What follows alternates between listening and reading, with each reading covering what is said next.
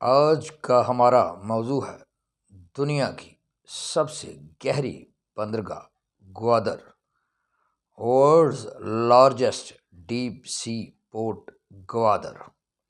1783 میں خان آف کلاد نے گوادر تحفہ کے طور پر مسقط کے نواب کو دیا۔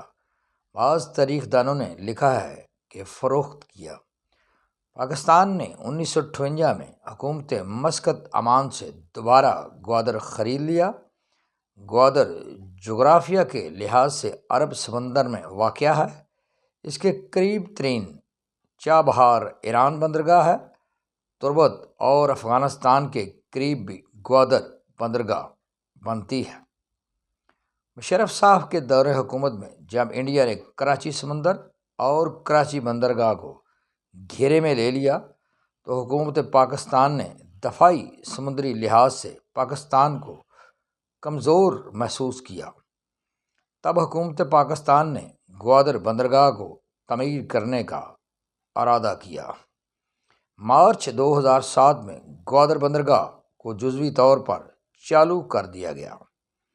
بعد ازاں نواز شریف صاحب کے دور حکومت میں اس کی تعمیر تیزی سے شروع کر دی گئی۔ نواز شریف کے دور حکومت 2016 میں گوادر پورٹ کو آپریشنل کر دیا گیا۔ گوادر پورٹ کی تعمیر میں سنگاپور اتھارٹی نے 2007 تا 2013 حصہ لیا۔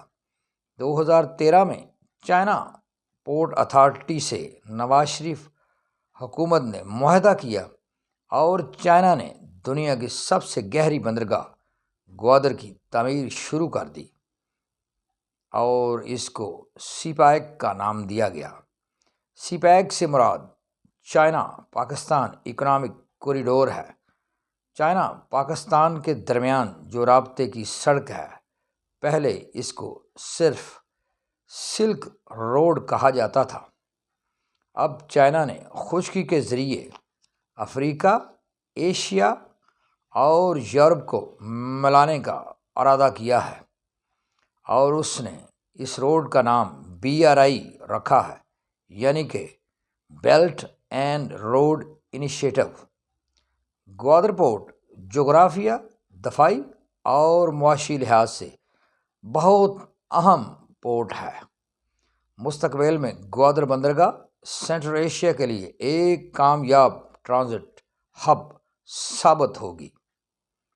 افغانستان کو بھی ٹرانزٹ ٹریڈ میں مدد کرے گی۔ اس بندرگاہ کے بڑے مخالف ممالک میں انڈیا اور امریکہ ہیں۔ ایران اور UAE بھی گوادر بندرگاہ سے خوش محسوس نہیں ہوتے ہیں۔